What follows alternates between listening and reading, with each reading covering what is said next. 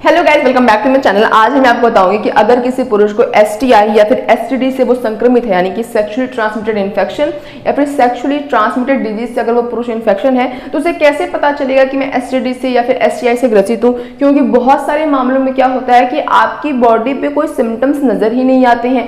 जब तक कि आपको सिम्टम्स नजर नहीं आएंगे आप डॉक्टर के पास ट्रीटमेंट के लिए जाओगे, लेकिन आपकी बॉडी कुछ कुछ सिम्टम्स देती है जो कि आपको लिए पहचानना बहुत ज्यादा जरूरी होता है।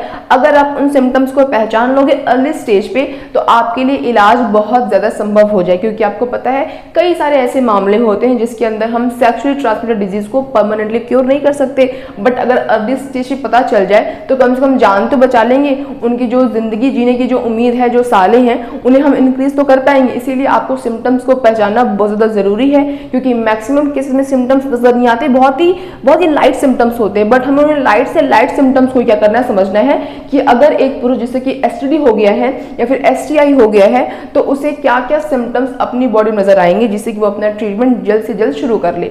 अब देखो, वैसे तो एसटीडी में और एसटीआई में डिफरेंस होता है।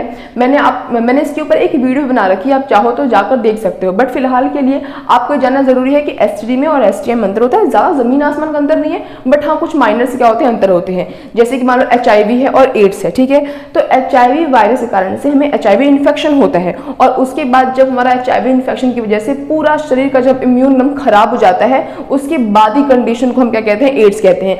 अगर आपको कभी भी एचआईवी नहीं हुआ है तो सवाल ही पैदा नहीं होता कि आपको क्या हो जाएगा, एड्स हो जाएगा।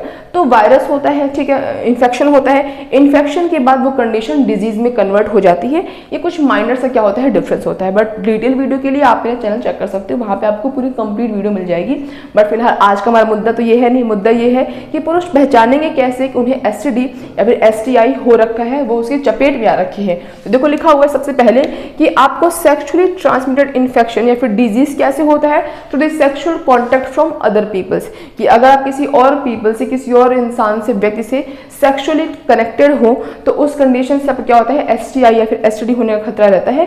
सिर्फ ऐसा ही नहीं कि सेक्सुअली कॉन्टैक्ट की वजह से ही आपको किससे ग्रसित हो जाओगे, एसटीडी से या फिर एसटीआई से, और भी तरीके होते हैं। ब्लड सैंपल्स को उनका ट्रांसफर होने से भी क्या हो जाता है, लोगों को एसटीडी या फिर एसटीआई खतरा हो जाता है, मतलब वो उसके चपेट में आ जाते हैं।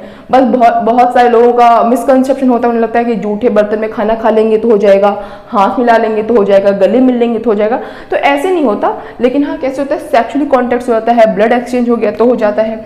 आगे देखो लिखा हुआ है कि कुछ एसटीडीज या फिर कुछ एसटीआई, वैसे तो 20 से ज्यादा आपके क्या है, एसटीडी और एसटीआई है, बट कुछ जो बहुत ही फेमस है, बहुत वायरल है, वो क्या है, एचआईवी, एचपीवी, सिफिल्स, गोनोरिया, एड्स, ये सारे हमारे क्या हैं, सारे हमारे एसटीडीज और एसटीआई हैं, जिनको पहचानना, जिनके सिम्टम्स को, लक्षण को पहचानना बहुत जरूरी है ताकि आप अपना इलाज करा सके और आप अपनी जीने की उम्मीद को और लंबा कर सके।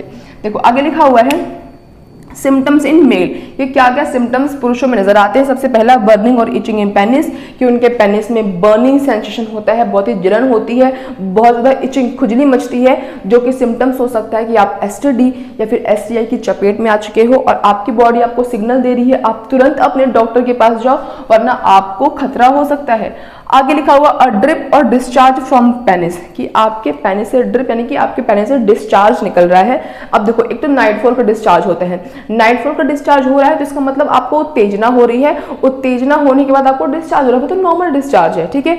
लेकिन अगर आपको बिना उत्तेजना के डिस्चार्ज हो रहा है और आपको बहुत ही एबनॉर्मल लग रहा है कि मेरा तो मतलब कुछ ऐसा सोच नहीं था, कुछ ऐसा ख्याल नहीं था, कुछ ऐसी उत्तेजना नहीं थी, फिर भी ये डिस्चार्ज, और वो डिस्चार्ज नॉर्मल डिस्चार्ज से बिल्कुल अलग होता है, तो ये भी सिम्टम हो सकता है कि आपको किसी तरीके का कोई इन्फेक्शन हो रखा है, एसटीआई या फिर एसटीडी, तो आपको तुरंत अपने डॉक्टर के संपर्क में आना चाहिए।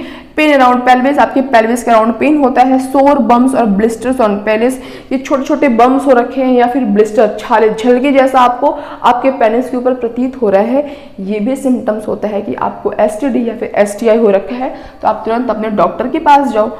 आगे लिखा है need to pass urine more often, कि बहुत बार बार पेशाब जाने की आपको जरूरत महसूस होती है। अभी आते हो अभी जाने को मन करता है, अभी आते हो अभी जाने को मन करता है, और उस दौरान आपको दर्द भी महसूस होता है, कि ये भी सिम्टम्स हो सकता है कि आपको एसटीडी या फिर एसटीआई हो रखा है।